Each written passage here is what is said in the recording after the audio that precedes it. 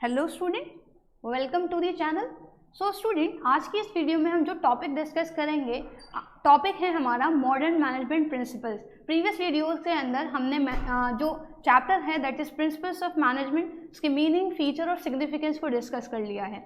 अब एक्चुअल में previous videos के अंदर सिर्फ हमने प्रिंसिपल्स ऑफ मैनेजमेंट के मीनिंग, उसके इंपॉर्टेंस एंड कैरेक्टरिस्टिक के बारे में चीज़ें समझी हैं। बट अब हम ये समझेंगे कि मैनेजमेंट प्रिंसिपल्स एक्चुअल में क्या हैं, मतलब कौन कौन से स्पेसिफिक मैनेजमेंट प्रिंसिपल्स हैं जो अगर ऑर्गेनाइजेशन के अंदर हम यूज़ करेंगे then we will get the advantage और the we can say significance of using that. हम उसकी जो इस्तेमाल करने के बाद जो इम्पोर्टेंस है वो हम अवेल कर सकते हैं।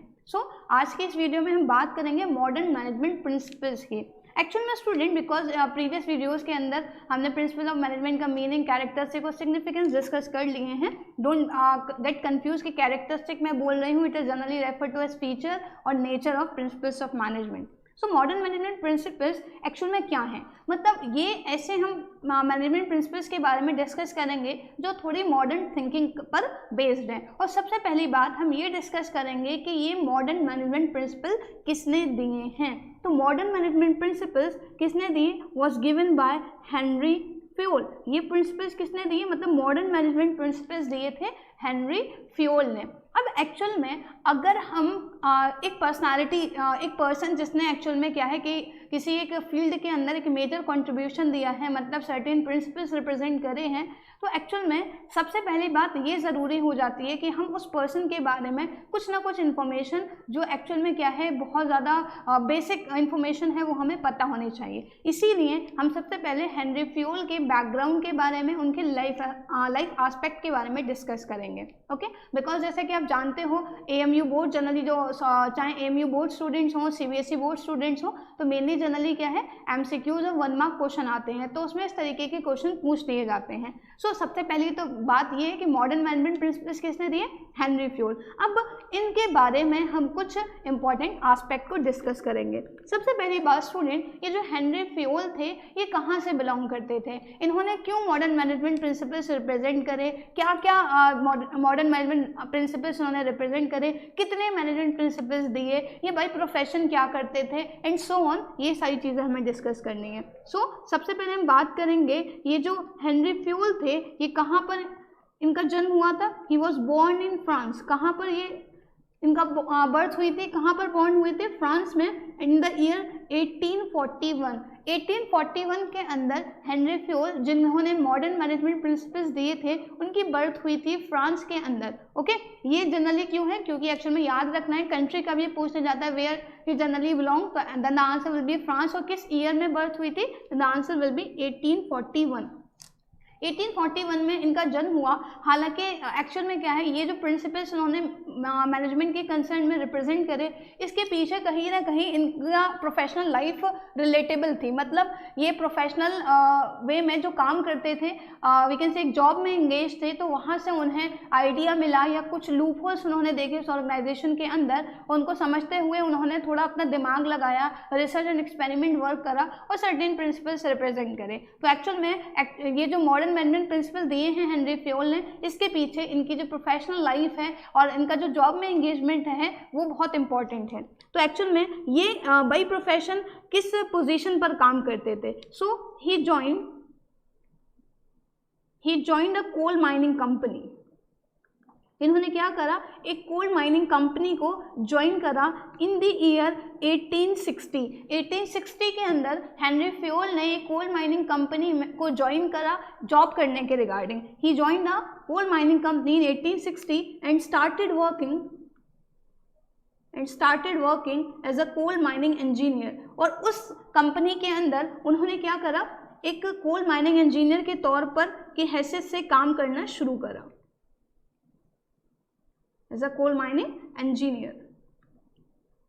अब देखो, आपको ये लगेगा कि एक्चुअल में जो पर्सन पहले कोई वी कैन से अपना कंट्रीब्यूशन दे चुके हैं तो उनके बारे में पढ़ना क्यों ज़रूरी है, बिकॉज एक्चुअल में क्या है, हिस्टोरिकल एस्पेक्ट भी पूछे जाते हैं और आगे भी पूछे जा सकते हैं, दैट्स वाई हम ये साइड के लिए डिस्कस कर रहे हैं। तो एक इंपॉर्टेंट चीज़ कि जनरली क्वेश्चन आपसे पूछा जा सकता है कि किस ईयर में हेनरी फ्यूल ने अपने प्रोफेशनल करियर की शुरुआत करी थी। तो महज 19 साल की उम्र में, मतलब 1841 में तो उनकी बर्थ हुई थी एंड 1860 में उन्होंने एक कोल माइनिंग कंपनी के अंदर एक इंजीनियर के तौर पर, कोल माइनिंग इंजीनियर के तौर पर काम करना शुरू कर दिया था। ओके, अब इसके अलावा स्टूडेंट जनरली और हम एस्पेक्ट की बात करें, so we can consider that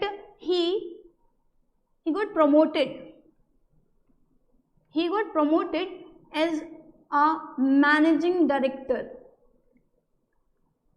1860 में तो इन्होंने 1860 के अंदर तो कोल माइनिंग इंजीनियर के तौर पर काम करना शुरू करा, बट क्या हुआ, इनका प्रमोशन हुआ एक मैनेजिंग डायरेक्टर के तौर पर। And you know very well कि मैनेजिंग डायरेक्टर किस लेवल में आता है। So he got promoted as a managing director of that particular company, मतलब वही कंपनी जिसमें उन्होंने 1860 में काम करना एक कोल माइनिंग इंजीनियर के बतौर शुरू करा था, of that particular company in 1888 के अंदर उनको प्रमोट करा गया as a managing director of that particular company. मतलब 1860 के अंदर उन्होंने अपने प्रोफेशनल करियर की शुरुआत करी एंड देन 28 ईयर्स के बाद उन्हें क्या करा गया, प्रमोट करा गया। अब एक्चुअल में जब हम जानते हैं कि प्रमोशन परफॉर्मेंस पर जनरली रिलेट करता है, डिपेंड करता है डायरेक्टली, कि अगर कोई भी एम्प्लॉय, एग्जिस्टिंग एम्प्लॉय अच्छा परफॉर्मेंस देता है, रेगुलर एक वी कैन से जो एक्सपेक्टेड रिजल्ट है एक पर्टिकुलर एम्प्लॉय वो अपने एम्प्लॉयर को प्रोवाइड कर रहा है, तो क्या होता है, आपका प्रमोशन हो जाता है। लेकिन अब आप देखो कि 28 साल जो एक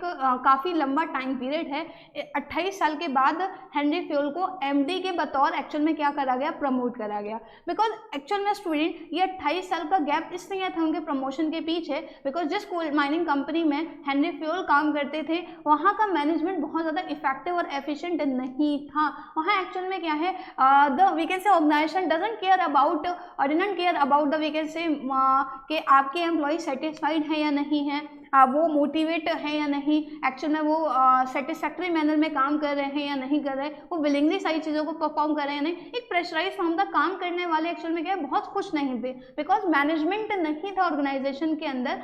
वी कैन से इनएफेक्टिवनेस और इनएफिशिएंसी बहुत ज़्यादा थी, बिकॉज मैनेजमेंट टेक्निक्स और प्रिंसिपल्स ऑर्गेनाइजेशन में इम्प्लीमेंट नहीं हुए थे। हालांकि इस बात को लेकर हेनरी फ्यूल अपनी जॉब वी कैन से जब उन्होंने स्टार्ट कर दी थी उसके बाद से ही एक्चुअल में लोगों को एडवाइस करते रहते थे, अपने बॉस को बताते कि सर एक्चुअल में ये चीज़ें ऐसे नहीं ऐसी होनी चाहिए। बट एक्चुअल में क्या था, बहुत ज़्यादा we can say status difference की वजह से जो सीनियर थे वो अपने सबऑर्डिनेट को बिल्कुल एक्चुअल में क्या कर देते थे, उनके डिसीजन को इग्नोर कर देते थे, उन्हें जनरली डांट देते थे कि नहीं, you are not my boss, I am your boss, तो how you can instruct me और ऑर्डर मी लाइक। तो एक्चुअल में क्या था, ये सारे जो स्टेटस डिफरेंसेस की वजह से जो उस कंपनी के सीनियर थे, सुपीरियर थे, वो अपने सबऑर्डिनेट्स की कोई भी सजेशंस को, कोई भी ओपिनियंस को ड्यू कंसिडरेशन नहीं देते थे।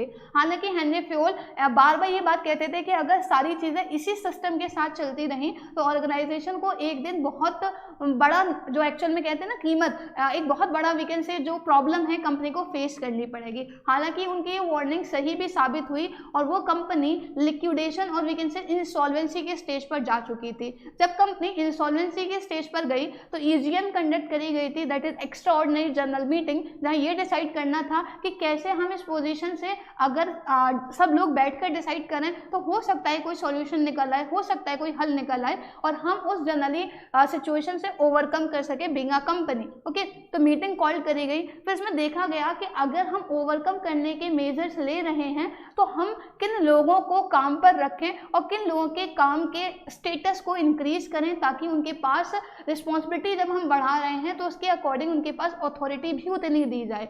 तो मीटिंग में डिसाइड हुआ और ये डिसाइड करा गया कि जो हेनरी फ्यूल है उनकी परफॉर्मेंस अप्रेजल के बेसिस पर उनको एमडी बनाया जाए। तो स्टूडेंट, जो हेनरी फ्यूल को 28 साल के बाद जॉब ज्वाइन करने के 28 साल के बाद जो एक प्रमोशन दिया गया था as managing director of that particular coal mining company, वो क्या था, वो सिचुएशन बेस्ड था। मतलब कंपनी एक ऐसी सिचुएशन में जा चुकी थी जहाँ एक्चुअल में क्या है कंपनी बिल्कुल वाइंड अप होने वाली थी, तो कंपनी ने ओवरकम के मेजर्स के तौर पर दोबारा से रीस्ट्रक्चरिंग करी कि काम कैसे हो। तो एक्चुअल में हेनरी फ्यूल को एक top level position, managing director की पोजीशन हैंड ओवर करी, बिकॉज जो टीम थी, जो कंपनी थी, उनका ये मानना था कि यस ये जो बहुत सारे लोग हैं उनमें से हेनरी फ्यूल भी बहुत ज़्यादा कैपेबल हैं, बहुत ज़्यादा कॉम्पिटेंट हैं, जो क्या कर सकते हैं, इस सिचुएशन से कंपनी को बाहर निकाल सकते हैं। इसलिए 1888 के अंदर को कंपनी का मैनेजिंग डायरेक्टर की पोजीशन प्रोवाइड करी गई।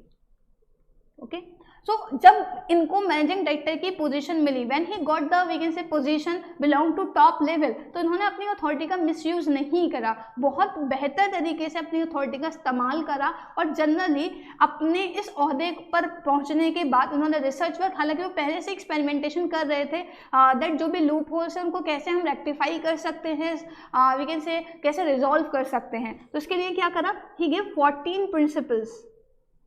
इनकी कंट्रीब्यूशन की बात करें सो ही गिव 14 प्रिंसिपल्स ऑफ मैनेजमेंट। इन्होंने मैनेजमेंट के रिगार्डिंग 14 प्रिंसिपल्स को रिप्रेजेंट करा था। 14 प्रिंसिपल दिए थे हेनरी फ्यूल ने। जब उनको 1888 के अंदर 1888 के अंदर एमडी की पोजीशन दी, तो उन्होंने क्या करा, 14 प्रिंसिपल्स रिप्रेजेंट करे थे, और इन 14 प्रिंसिपल्स को जनरली ऑर्गेनाइजेशन के अंदर मतलब उस पर्टिकुलर कोल माइनिंग कंपनी के अंदर इम्प्लीमेंट भी करा गया था। ना सिर्फ इन्होंने 14 प्रिंसिपल दिए, बल्कि he made a clear distinction,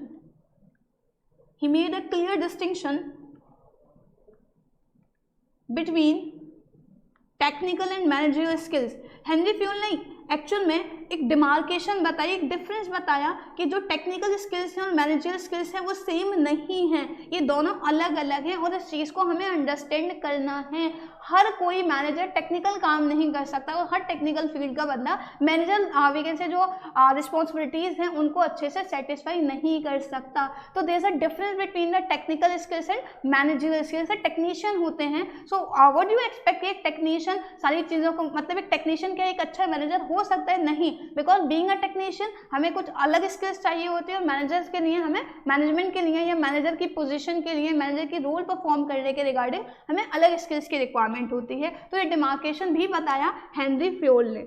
okay, actual में इन्होंने 14 प्रिंसिपल दिए, एक डिमार्केशन बताया जहाँ कोई भी वी कैन से डिफरेंशिएशन नहीं था पहले टेक्निकल और मैनेजर स्किल्स में, और जब डिफरेंशिएशन नहीं था तो इनको वी कैन से कंसिडरेशन नहीं देते हुए एक्चुअल में क्या करा जाता था, वर्कफोर्स को हायर करा जाता था, इसलिए काम प्रॉपरली नहीं हो पा रहा था, कंपनी उस स्टेज के अंदर जा चुकी थी। तो जब ये एक्चुअल में वी कैन से बहुत बड़े कंट्रीब्यूशन जो हेनरी फ्यूल हैं उन्होंने मैनेजमेंट या वी कैन से उस ऑर्गेनाइजेशन और कंपनी के against generally we can say provide करे थे, तो क्या हुआ, इन सारी चीज़ों से कंपनी की जो वी कैन से सिचुएशन थी वो बिल्कुल ऑपोजिट हो गई। मतलब जहाँ वो इंसॉल्वेंसी के स्टेज में थी उसकी पोजीशन थोड़ी इंप्रूव हुई। मतलब जब हेनरी फ्यूल रिटायर्ड हुए, when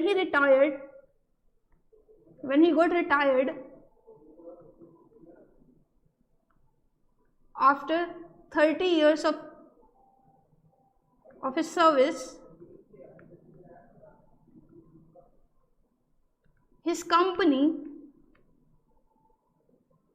company was the leading company of that time।